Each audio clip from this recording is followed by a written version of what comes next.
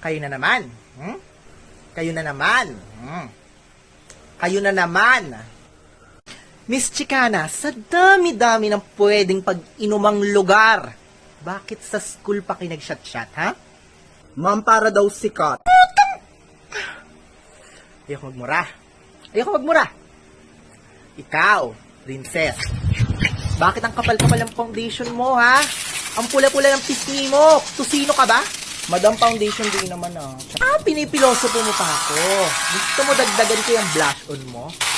Tignan mo nga kung ano yung laman ng bag mo, ha? Laman ba yan ang bag ng estudyante? Hindi lang naman pa ako gumagamit yan, eh. Buong section kaya sa akin humihingi ng lip tint at saka pulbo kapag uwian.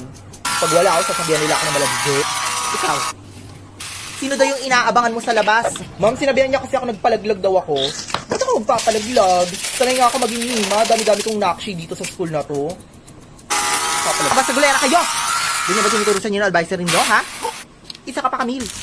Ano di mga status mo sa Facebook? Pinaparinggan mo daw si Jessa? Ang sinabihan po kasi ako, ang dami mong dada, wala ka namang palag.